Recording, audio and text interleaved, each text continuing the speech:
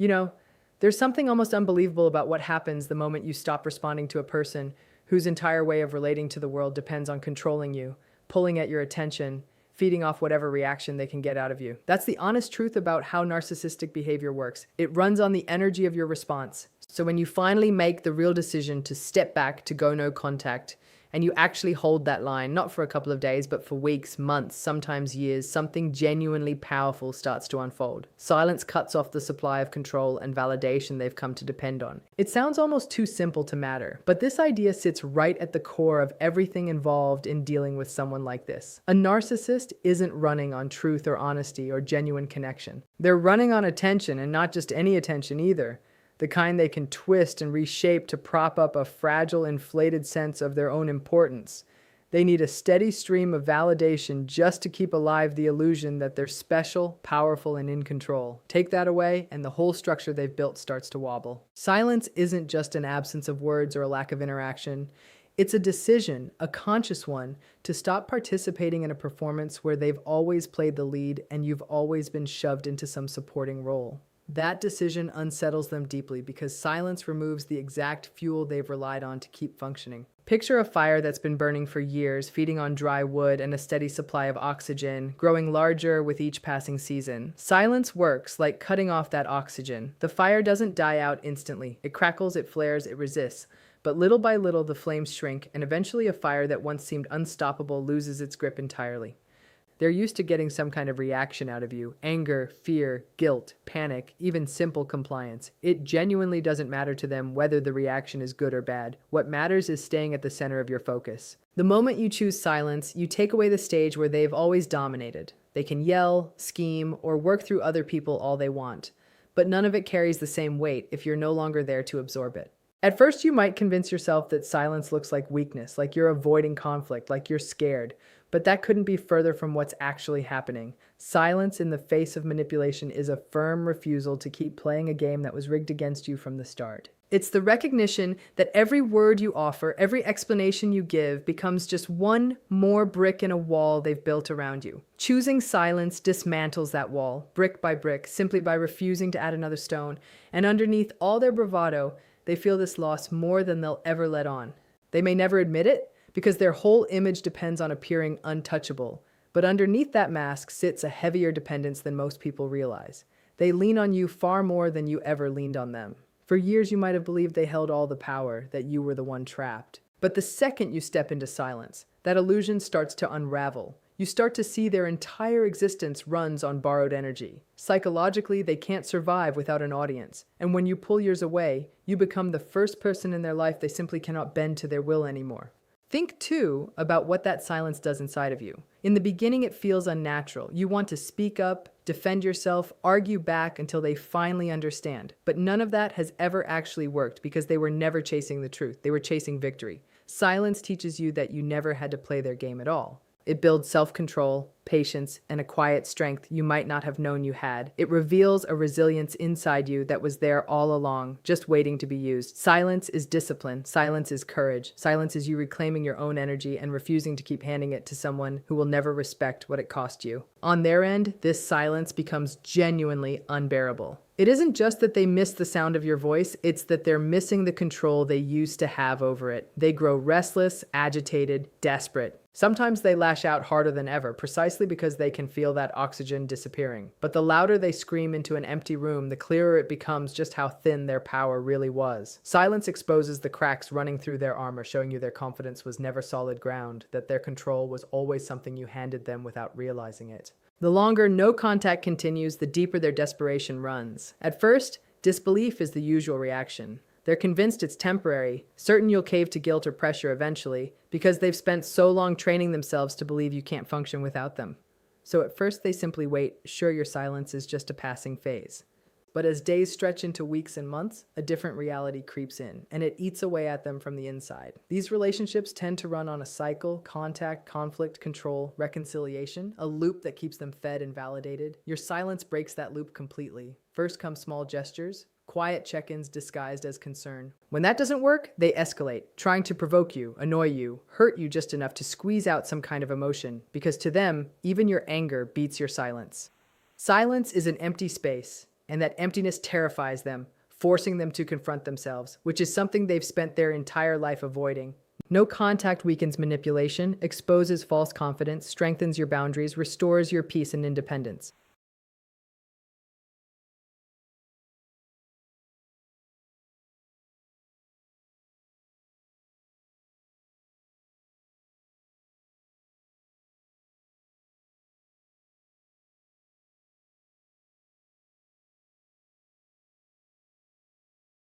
Even if they pretend otherwise, they absolutely notice this steady silence, expecting you to crack eventually. Every day you hold that line proves them wrong, weakening their control a little further, and becoming not just a personal victory for you, but a genuine blow to them.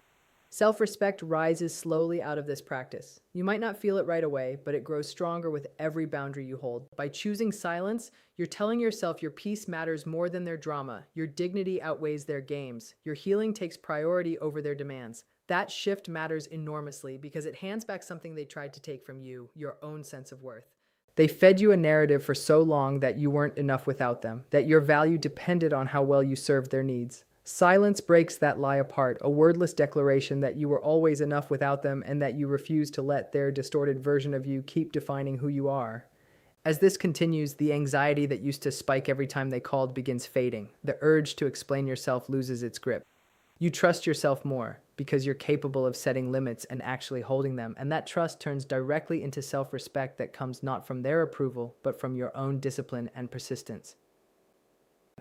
What's surprising is how, over time, silence stops feeling like an effort and starts feeling like freedom instead. The longer you maintain it, the less tempted you are to break it. Where you once had to fight the urge to respond, now staying quiet feels like strength. Where you once felt guilty for cutting off contact, you now feel proud of protecting yourself. This shift changes how you see yourself entirely. You no longer picture yourself as trapped inside their loop. You picture yourself as someone who chooses calm over chaos, someone who values their own energy over another person's endless demands. To them, your silence reads as defiance, and in a sense it is, but it's defiance rooted in dignity, not anger.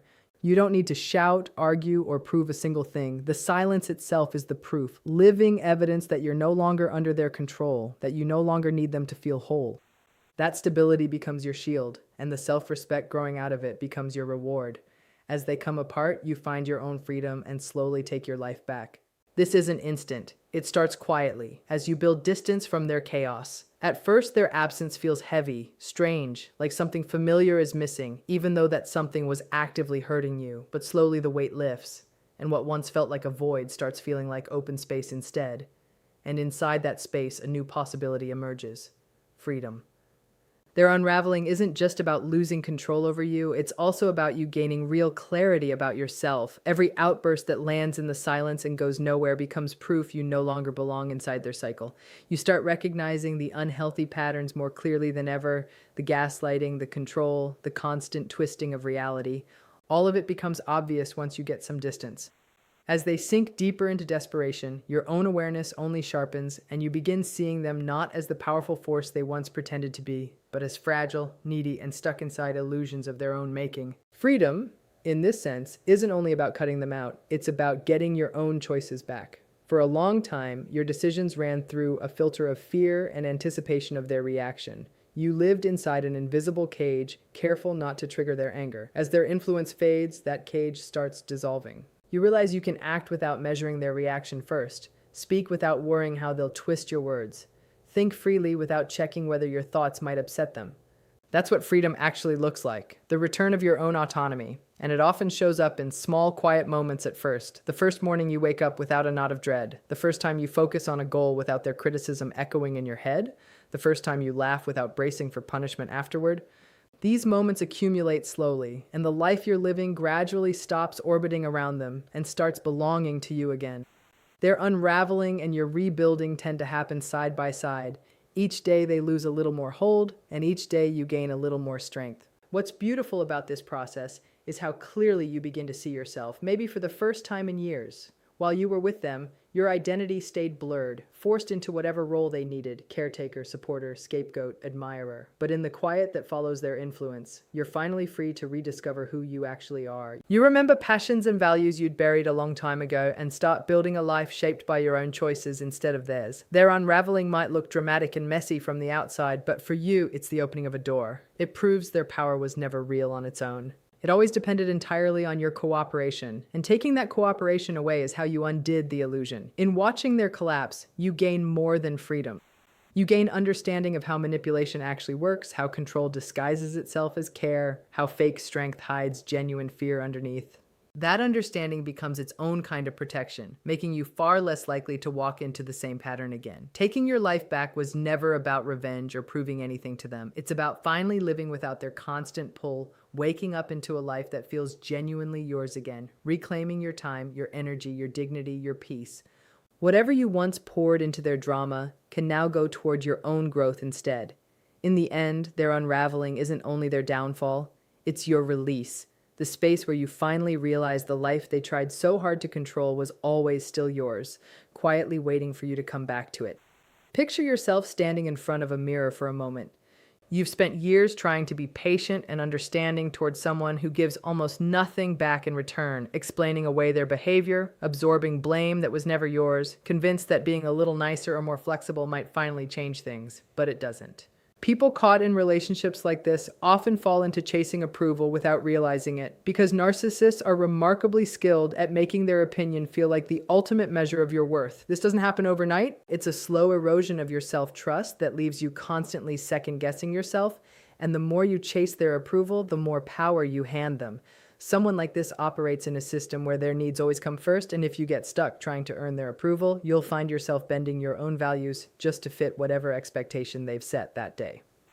The trouble is, their approval was never stable to begin with. It's a moving target that shifts with their mood, praising you one day and criticizing the exact same thing the next. That inconsistency isn't accidental. It keeps you chasing, trying to figure out what exactly earns their lasting acceptance, which of course never arrives.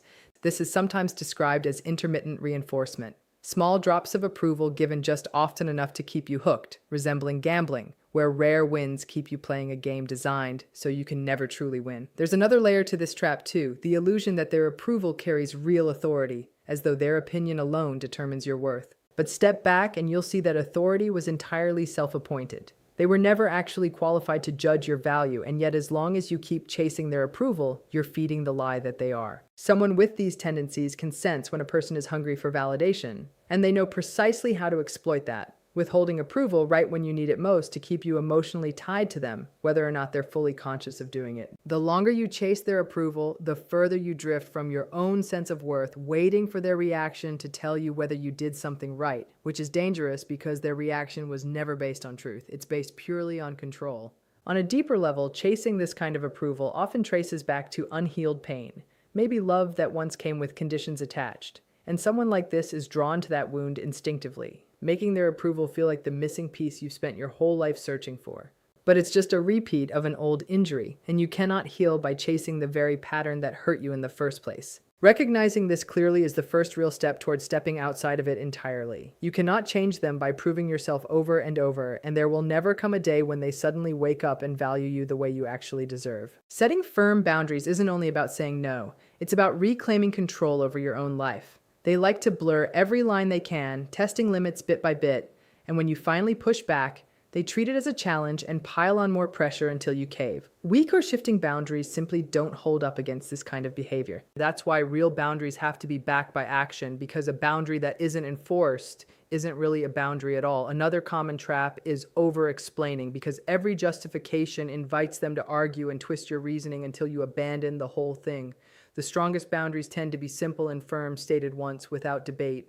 I won't stay in a conversation where I'm being yelled at. If it happens, I'll leave. That's a real boundary. You will face resistance, guaranteed, because they genuinely believe they're entitled to full access to your time and emotions. When you start setting limits, they take it as a personal insult and try to break through with anger, guilt trips, or sudden bursts of kindness meant to catch you off guard, all designed to make you doubt yourself. The emotional backlash can feel intense, especially if you've tolerated this behavior for years, But peace built on ignoring your own needs was never real peace. It was just quiet submission dressed up as calm. Consistency is the key because inconsistency signals your limits can be worn down with enough persistence. Emotional detachment matters just as much because a reactive version of you is a far easier version to control. You don't need their agreement that your boundaries are fair. You don't need their understanding. Your job is to protect yourself, not convince them of anything. Every boundary you enforce hands you back a piece of yourself, reinforcing the truth that your needs actually matter. Detaching emotionally is one of the strongest choices you can make in reclaiming your life. They rely on your feelings as instruments of control, and the more emotionally entangled you stay, the easier you are to push around. Detachment doesn't mean becoming cold. It means refusing to let someone else decide how you feel. One of the biggest obstacles to detaching is the persistent belief that one more clear explanation might finally get through to them. It never does, because they were never listening to understand you. They were listening for an opening to regain control. Detachment means recognizing the moment a conversation has no purpose beyond pulling you back in and choosing not to participate once you see it clearly. It also means their opinion stops deciding how you see yourself. When they provoke you, you don't bite. When they try to guilt you, you don't absorb it. This takes practice, and one useful shift is stepping back mentally to become more of an observer than a participant, noticing their patterns rather than absorbing their accusations as fact. Letting go of the hope that they'll eventually have a breakthrough and become someone different helps too, because that hope is what keeps you emotionally tied to them. Practicing emotional neutrality, sometimes called the gray rock approach, helps enormously. You stop offering big emotional reactions. They insult you and you don't fight back. They try to stir up drama and you don't add fuel to it, which frustrates them until they realize you're no longer a reliable source of emotional fuel. Alongside this, self-care becomes essential, rebuilding your sense of self by actively tending to your mind, your body, your heart, spending time with people who genuinely support you. You might worry about how they'll react as you pull away, but their reactions aren't proof you've done something wrong. They're proof they're losing their grip on you. Guilt is another tool they lean on heavily, targeting your empathy and sense of responsibility directly. If they can make you feel guilty, they can get you to say yes when you mean no, to stay when you want to leave. This guilt was never a sign you did something wrong. It's a weapon aimed at controlling you. Breaking free means learning to sit with guilt without acting on it automatically, pausing to ask whether you actually did something wrong or whether you're simply being made to feel responsible for emotions that were never yours to manage. You don't owe anyone an explanation for your boundaries. You're allowed to protect your mental and emotional health without running every decision past someone who has already shown you they don't respect it. The moment you stop feeling obligated to defend your choices, their power over you starts to genuinely collapse. One of the most freeing realizations is understanding that you can be a kind, caring person and still say no, and you don't owe anyone your pain simply so they can feel powerful in taking it. Taking that control back means you stop reacting emotionally, saving your feelings for people who've actually earned your trust. Calm, unbothered responses make you far less interesting to someone drawn to drama. And with time, you'll notice that not reacting brings you more peace. Walking away entirely is one of the most powerful moves you can make. They'll throw everything they have at pulling you back: guilt, manipulation, love bombing, anger, silence. But once you truly decide to leave, you break their control completely and send an unmistakable message: you don't own my life. The conditioning built up over time can make leaving genuinely hard. They may have convinced you that you can't survive without them, or cut you off from supportive people, or made you believe every problem was your fault. None of that was ever true. No contact tends to be the cleanest path forward whenever it's possible. No texts, no calls, no checking their social media, because even a small opening can become a doorway they slip back through. If full no contact isn't realistic, low contact can work instead, communicating only when necessary, keeping everything short, neutral, and factual. You might still crave their approval even after leaving, and that doesn't mean you made a mistake. It just means you were conditioned to feel that way. Leaving can feel a lot like breaking an addiction, full of ups and downs, but every time you choose not to go back, you grow a little stronger. Healing after leaving takes real time. You'll need to slowly untangle the lies planted in your head, that you weren't enough, that everything was your fault. None of it was true. The fact that you walked away is proof of your strength, not your weakness. Rebuilding your sense of self means reconnecting with who you actually are without their voice running through your head, finding joy again, letting safe people back into your life. They may try circling back eventually, pretending they've changed, but by then you understand it's simply another attempt to pry the door back open, and you get to keep it closed. Walking away was never just about leaving them behind. It was about walking back toward yourself, choosing peace over chaos, self-respect over manipulation, truth over every lie you were fed. Life carries its share of suffering. That's part of being human. But within that suffering, there's often the possibility of meaning, found through responsibility. Many of you have carried the weight of trying to reach someone lost in their own self-importance, trying to show them a better way, and when they refuse to listen, that refusal hurt deeply. Helping someone trapped inside their own pride means stepping into a very old role, offering truth to someone lost in illusion. That's not a small task, and it hurts watching someone reject exactly what might have saved them. But you were never responsible for their decision, only for the honesty and effort you brought. You could lay out exactly where their path leads, and they might still refuse to see it. That choice was always theirs alone.